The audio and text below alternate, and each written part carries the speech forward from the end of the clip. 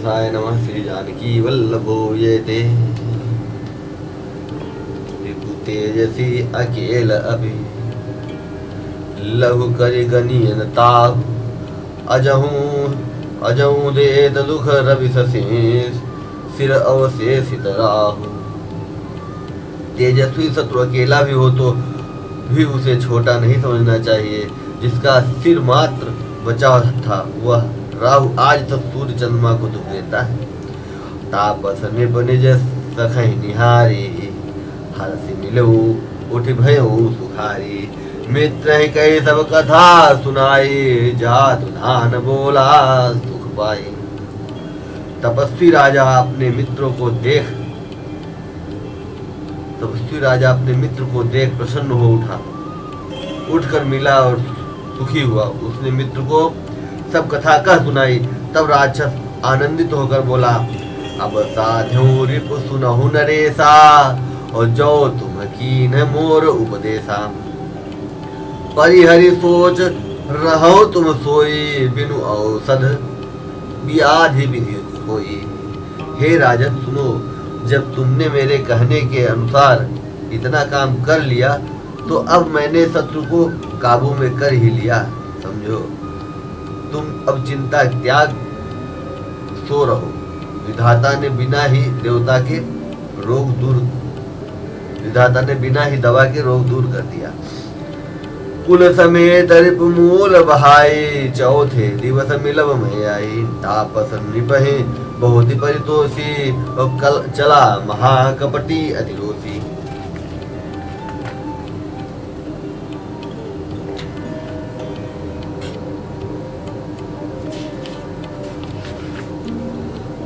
कुल सहित शत्रु का जड़ मूल से उखाड़ कर बहाकर आज से चौथे दिन में तुमसे आ मिलूंगा।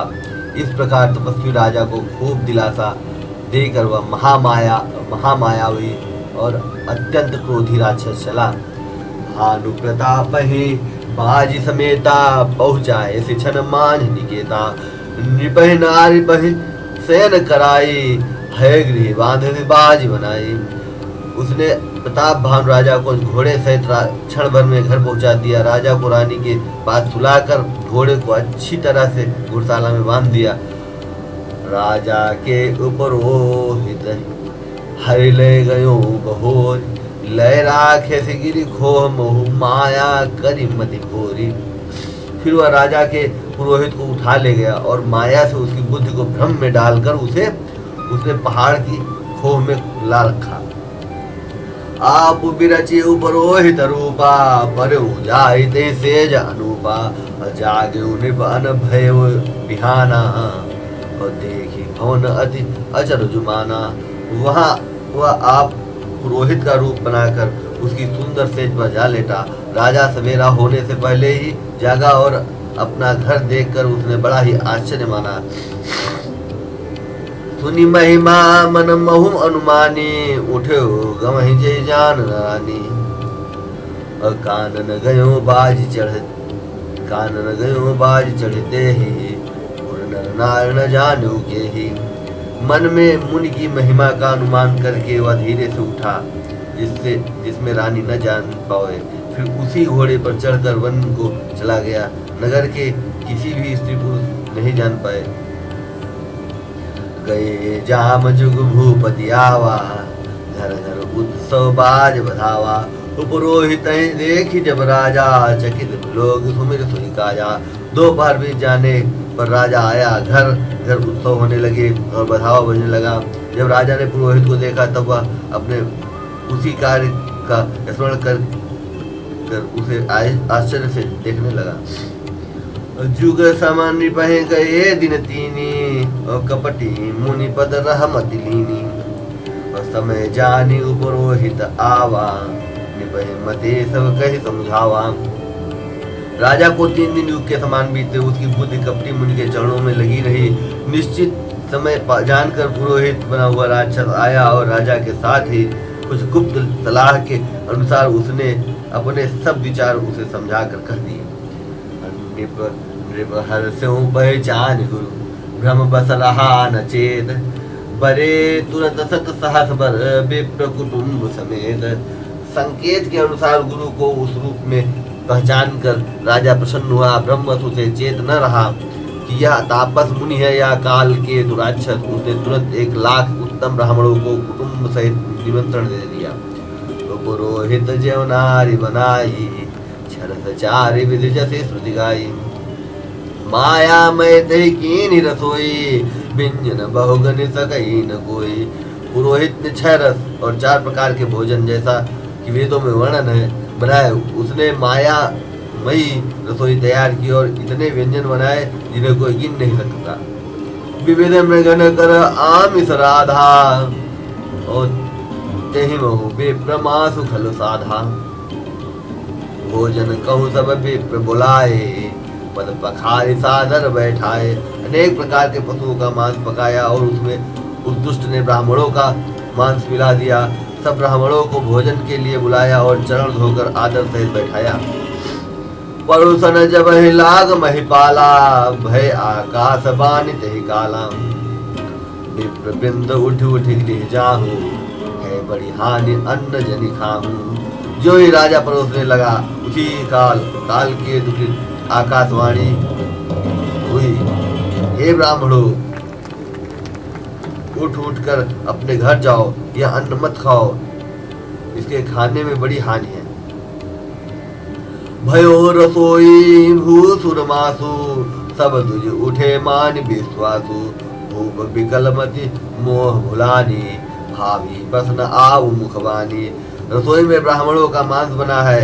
आकाशवाणी का विश्वास मानकर सब ब्राह्मण उठ खड़े हुए।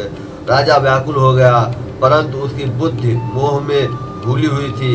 होनहारवश उसके मुंह से एक बात भी न निकल सकी। बोले विप्र सकोप तब, नहीं कछु कीन विचार। जाय निशाचर हो निर्मूढ़ सहित परिवार। तब ब्राह्मण क्रोध सहित बोल उठे। उन्होंने कुछ भी विचार नहीं किया। अरे मूर्ख राजा, तू जाकर परिवार सहित राक्षस हो। छत्र बंधु तय विप्र बुलाई, घाल लिए सहित समुदायी। ईश्वर राखा धर्म हमारा, जय हसी तय समेत परिवारा।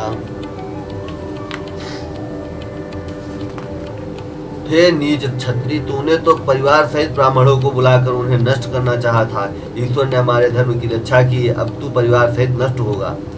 संवत मध्य नाश तव हो, जलदाता न रहे कुल को। नृप सुनि श्राप विकल अति त्रासा, भय बहोरी बर गिरा आकाशा। 1 वर्ष के भीतर तेरा नाश हो जाए, तेरे कुल में कोई पानी देने वाला तक न रहेगा। साफ सुनकर राजा भय के मारे अत्यंत व्याकुल हो गया। फिर सुंदर आकाशवाणी हुई। विप्रहु साप विचार न दीन्हा, विप्रहु साप विचार न दीन्हा। नहीं अपराध भूप कछु कीन्हा, और चकित विप्र सब सुनि न भवानी।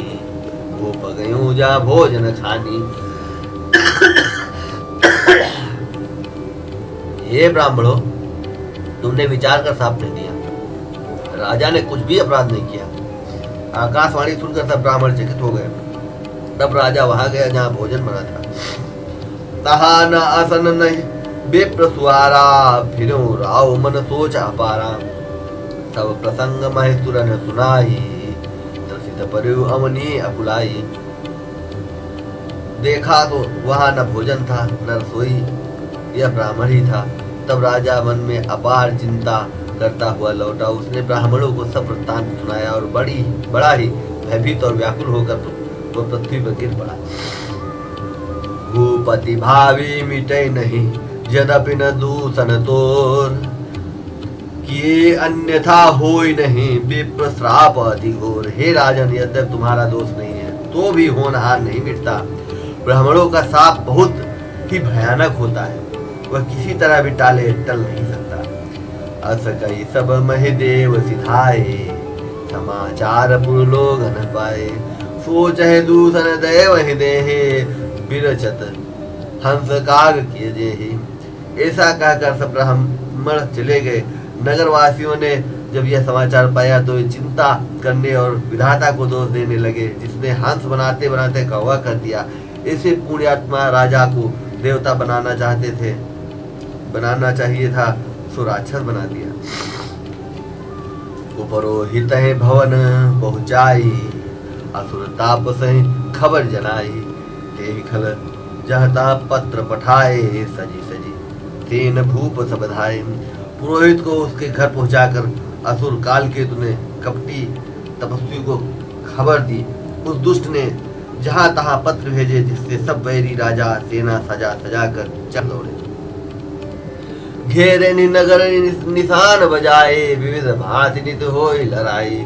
जूझे सकल सुभट करी करनी, बंधु समेत परो नृपधरणी। और उन्होंने डंका बजाकर नगर को घेर लिया।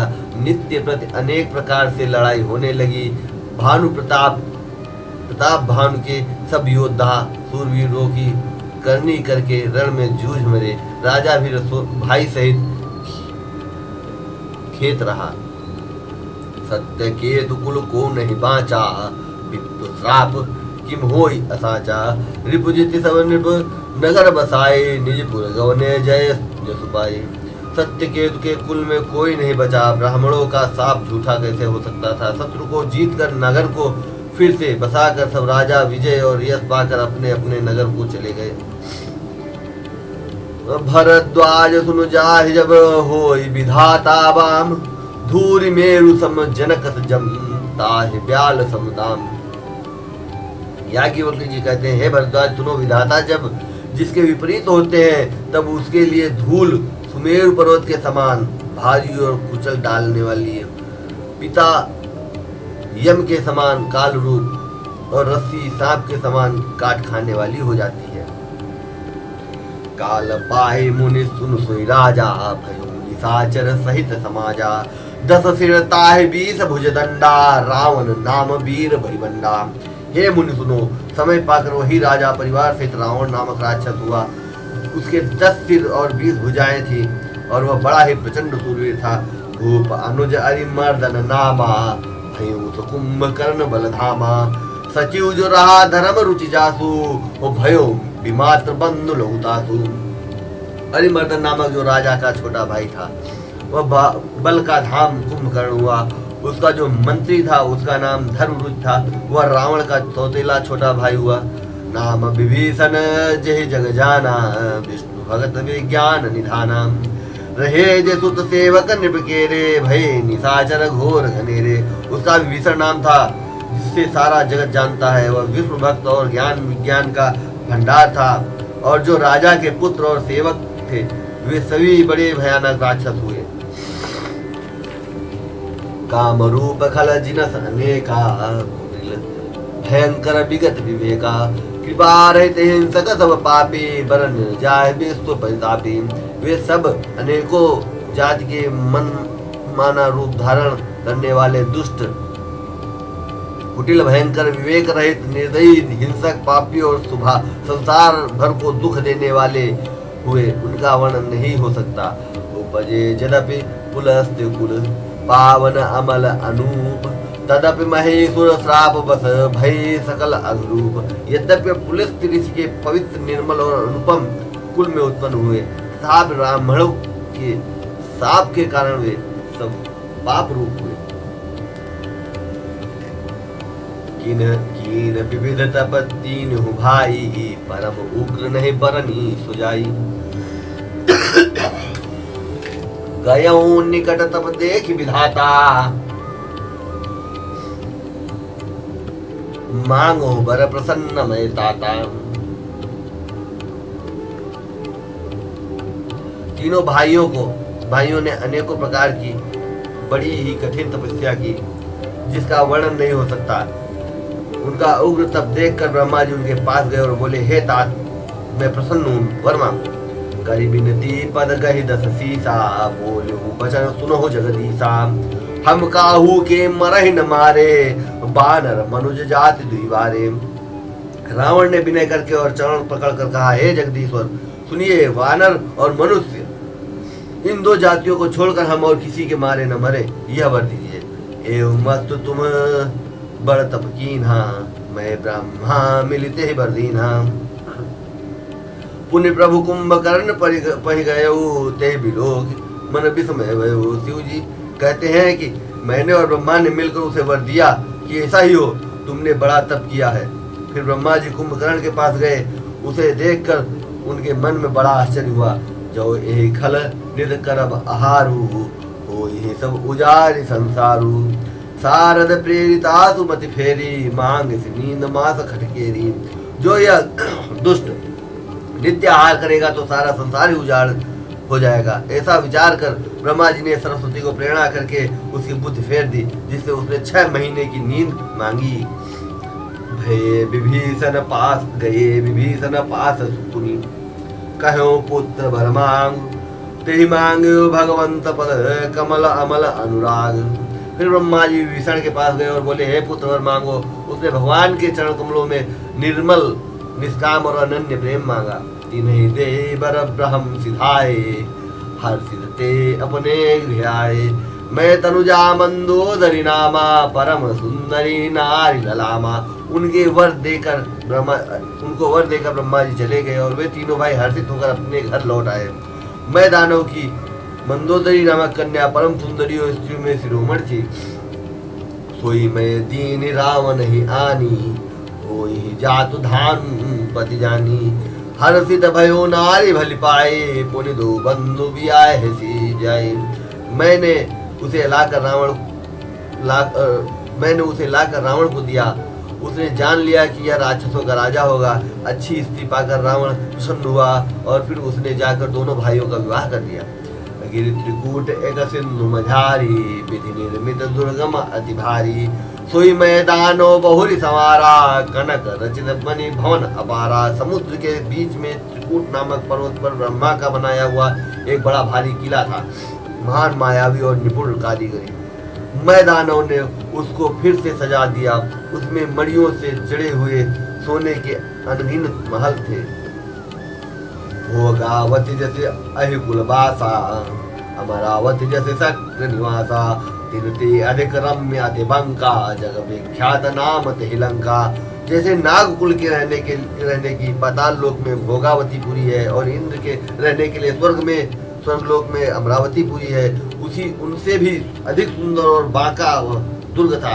जगत में उसका नाम लंका प्रसिद्ध हुआ। सीताराम चरण रति मोरे, अनुग्रह तोरे। जय हो।